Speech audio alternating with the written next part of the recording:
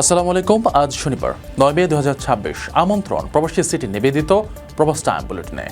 আপনাদের সাথে আছে আমি শরীফুল ইসলাম। শুরুতেই জানাবো শিরোনাম। গ্রীষ্মের তাপপ্রবাহে গ্রাহকদের বড় স্বস্তি, বিদ্যুৎ বিলে বিশেষ ছাড়ের ঘোষণা ওমানের। বদলে যাচ্ছে মাস্কাটের চেহারা, যুগান্তকারী মহাপরিকল্পনার উদ্বোধন ওমান সরকারের। কাপাসিয়ায় প্রবাসী বাড়িতে চাঞ্চল্যকর ঘটনা, স্ত্রী সন্তান সহ 5 জনকে নির্মমভাবে হত্যা। মাঝ সমুদ্রে ব্ল্যাকআউট, ওমান ছেড়ে যাওয়া জাহাজ পাকিস্তানি নৌবাহিনীর সহায়তায় উদ্ধার। তপ্ত মরুতে দেশি ফলের সমারোহ, ওমানে কাঁঠাল ফলিয়ে তাক লাগালেন বাংলাদেশি। স্কুটার ব্যবহারে কড়া আইনি সতর্কতা, প্রবাসীদের সতর্ক করল আবুধাবি পুলিশ। দর্শক, দেখছিলেন শিরোনাম, এবারে পুরো খবর। ওমানের সেরা রেট দিচ্ছে বাংলাদেশি প্রতিষ্ঠান গালফ এক্সচেঞ্জ। প্রিয়জনকে টাকা পাঠাতে আজই আসুন আমাদের যে কোনো ব্রাঞ্চে অথবা কল করুন স্ক্রিনে দেয়া নাম্বারে। গালফ এক্সচেঞ্জ, বাংলাদেশিদের প্রিয় এক্সচেঞ্জ। গ্রীষ্মের তীব্র তাপপ্রবাহের কথা বিবেচনায় নিয়ে বাসাবাড়ির গ্রাহকদের বিদ্যুৎ বিলে বড় ধরনের ছাড় দেওয়ার ঘোষণা দিয়েছে ওমান।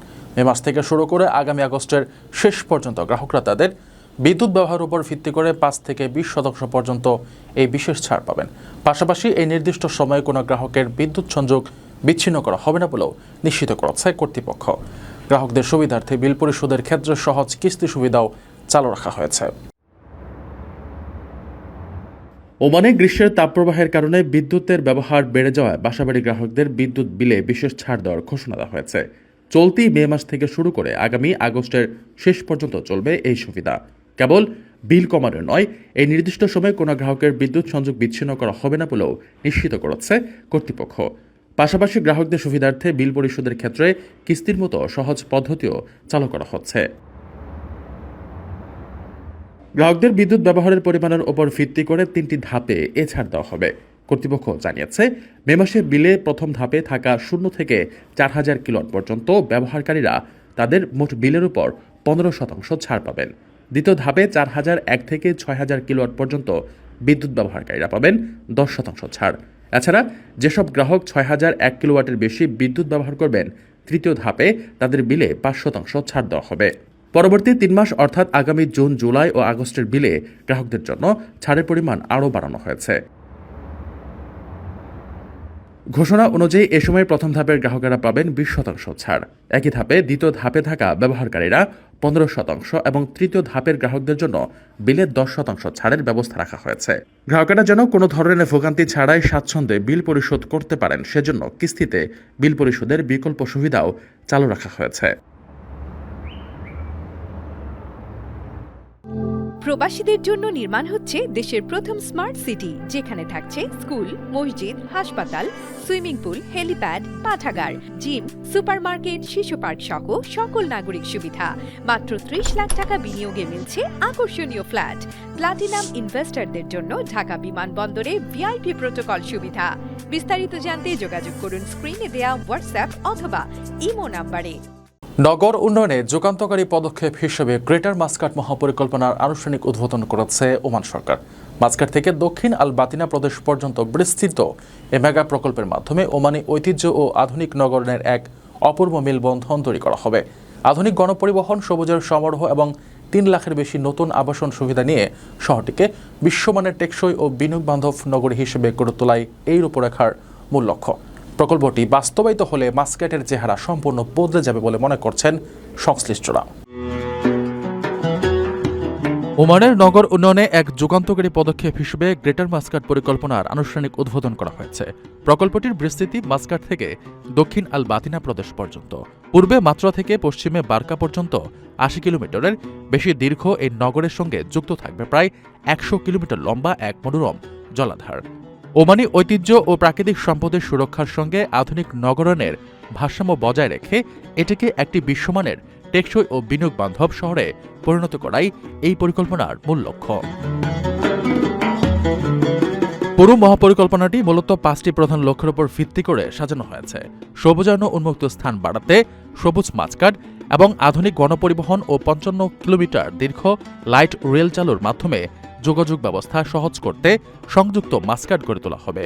পাশাপাশি তেল বহির্ভূত অর্থনীতিকে চাঙ্গা করতে 15টি ক্লাস্টার নিয়ে উৎপাদনশীল মাস্কাট, 3 লাখের বেশি নতুন আবাসন সুবিধা নিয়ে প্রাণবন্ত মাস্কাট এবং 2050 সালের মধ্যে কার্বন নিঃসরণ শূন্যের কোঠায় নামিয়ে আনতে নিরাপদ মাস্কাট গড়ার রূপরেখা দেওয়া হয়েছে। ওমানের সুলতান হাইথাম বিন তারিকের অনুমোদিত জাতীয় স্থানিক কৌশল এবং ওমান ভিশন 2040-এর আলোকেই নতুন এই মহাপরিকল্পনা প্রণয়ন করা হয়েছে। দীর্ঘমেয়াদী এই রূপরেখা তৈরিতে 6,000-এরও বেশি সাধারণ মানুষ এবং সরকারি বেসরকারি নানা প্রতিষ্ঠানের মতামত নেওয়া হয়েছে। সংশ্লিষ্টরা মনে করছেন এই প্রকল্প বাস্তবায়িত হলে বৃহত্তর মাস্কাট মধ্যপ্রাচ্য সহ বিশ্ব দরবারে একটি অত্যাধুনিক নগরকেন্দ্র হিসেবে নিজেকে নতুন করে প্রতিষ্ঠিত করবে।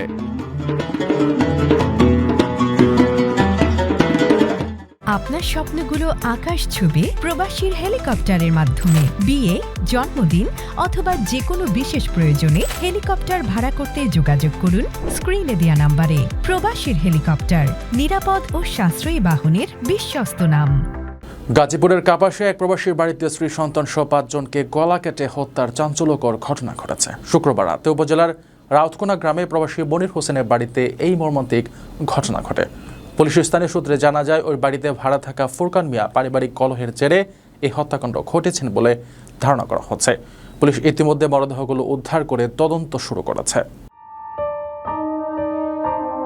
গাজীপুরের কাপাসিয়ায় এক প্রবাসীর বাড়িতে স্ত্রী সন্তান সহ 5 জনকে গলা কেটে হত্যা করেছে দুর্বৃত্তরা। শুক্রবার রাতে উপজেলার রাউতকোনা গ্রামে প্রবাসী মনির হোসেনের বাড়িতে এই মর্মান্তিক ঘটনা ঘটে। শনিবার সকালে ওই বাড়ি থেকে তাদের মরদেহ উদ্ধার করে পুলিশ। এই ঘটনার সন্দেহভাজন ঘাতক ফুরকান মিয়া পলাতক রয়েছেন। প্রত্যক্ষদর্শীরা জানান, দৃশ্যটি ছিল অত্যন্ত ভয়াবহ। 3 সন্তানের গলা কাটা লাশ ঘরের মেঝেতে পাশাপাশি পড়েছিল। শারমিনের ভাই রসুলের লাশ ছিল বিছানার ওপর। অন্যদিকে শারমিনের হাত মুখ বাঁধা নিথর দেহ জানালার পাশে পড়ে থাকতে দেখা যায়। পুলিশের স্থানীয় সূত্রে জানা যায়, প্রবাসী মনির হোসেনের বাড়িতে সপরিবারে ভাড়া থাকতেন ফুরকান মিয়া। শুক্রবার রাতেও পরিবারের সবাইকে স্বাভাবিকভাবে দেখা গেছে। তবে শনিবার সকালে হঠাৎ 5 জনের গলা কাটা লাশ পড়ে থাকতে দেখে পুলিশে খবর দেন স্থানীয়রা। প্রতিবেশীরা বলছেন, ফুরকান ও তার স্ত্রীর মধ্যে প্রায় পারিবারিক কলহ হতো। ওই বিরোধের জেরেই তিনি স্ত্রী, 3 সন্তান ও শ্যালককে হত্যা করে পালিয়ে যেতে পারেন। ওমান থেকে ভারতের দিকে যাওয়ার পথে মাঝ সমুদ্রে যান্ত্রিক ত্রুটির কারণে আটকে পড়া এমভি গৌতম নামের একটি জাহাজকে উদ্ধার করেছে পাকিস্তানি নৌবাহিনী। জেনারেটর বিকল হয়ে পুরো জাহাজটি ব্ল্যাকআউট হয়ে পড়ার পর চরম বিপাকে পড়েন নাবিকরা। খবর পেয়ে পাকিস্তানি নৌবাহিনীর একটি উদ্ধারকারী দল দ্রুত ঘটনাস্থলে পৌঁছে নাবিকদের জন্য খাবার ও পানি সরবরাহ করে এবং ইঞ্জিন মেরামতে সহায়তা করে। এই মানবিক সহায়তার জন্য জাহাজটির নাবিকরা পাকিস্তানি নৌবাহিনীর প্রতি গভীর কৃতজ্ঞতা প্রকাশ করেছেন।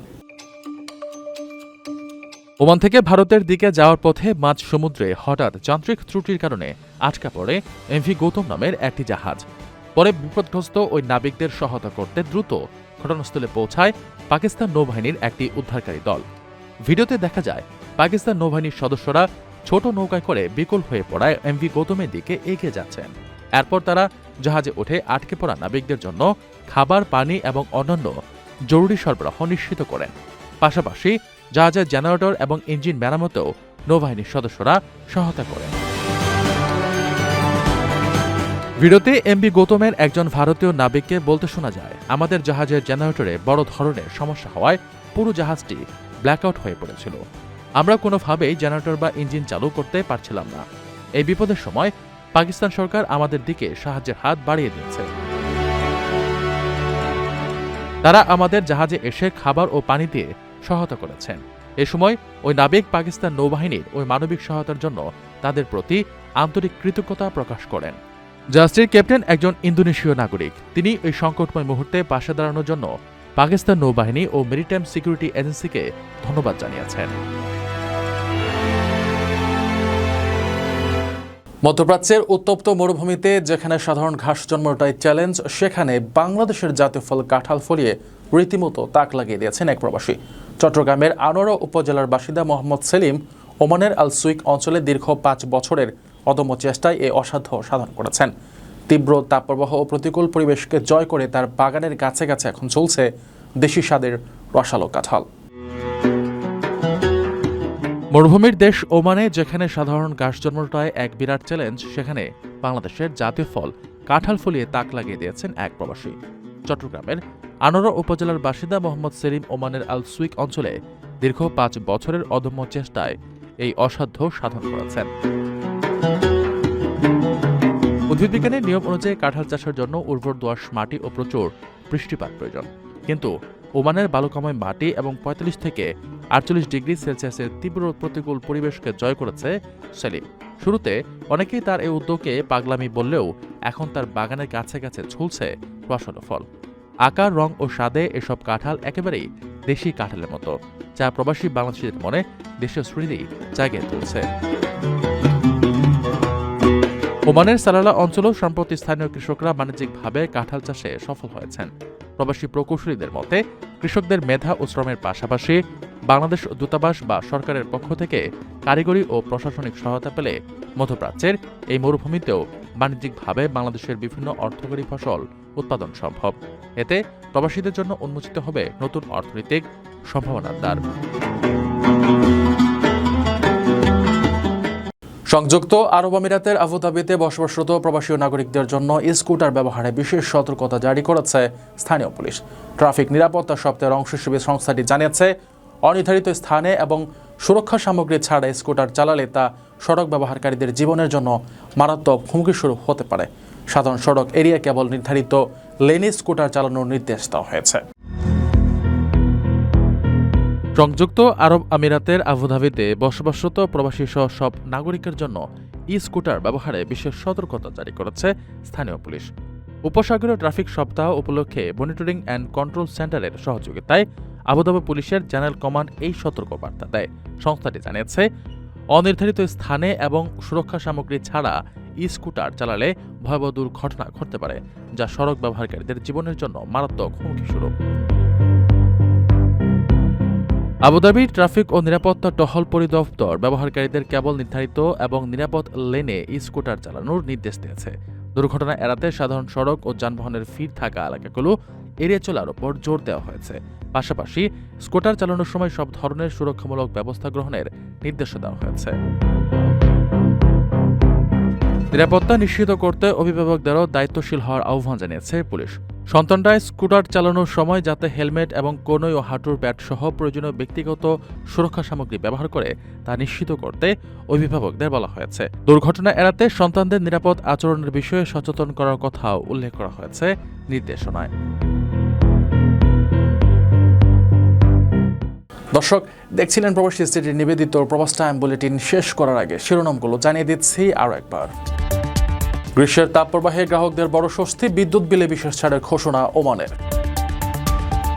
বদলে যাচ্ছে মাস্কাটের চেহারা, যুগান্তকারী মহাপরিকল্পনার উদ্বোধন ওমান সরকারের। কাপাসিয়ায় প্রবাসী বাড়িতে চাঞ্চল্যকর ঘটনা, স্ত্রী সন্তান সহ 5 জনকে নির্মমভাবে হত্যা।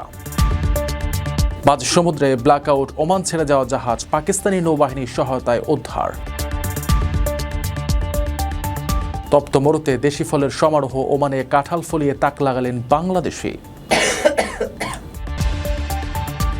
স্কুটার ব্যবহারে কড়া আইনি সতর্কতা, প্রবাসীদের সতর্ক করল আবুধাবি পুলিশ। এ ছিল প্রবাসী সিটি নিবেদিত প্রবাস টাইম বুলেটিনের আজকের আয়োজনে। প্রবাসের সর্বশেষ সংবাদ পেতে ভিজিট করুন probastimes.net, সাবস্ক্রাইব করুন আমাদের ইউটিউব চ্যানেল এবং চোখ রাখুন ফেসবুক পেজে। পরবর্তী বুলেটিন দেখার আমন্ত্রণ জানিয়ে আজকের মতো বিদায় নিচ্ছি আমি শরীফুল ইসলাম। সেই পর্যন্ত সবাই ভালো থাকবেন এবং নিরাপদে থাকবেন। আল্লাহ হাফেজ।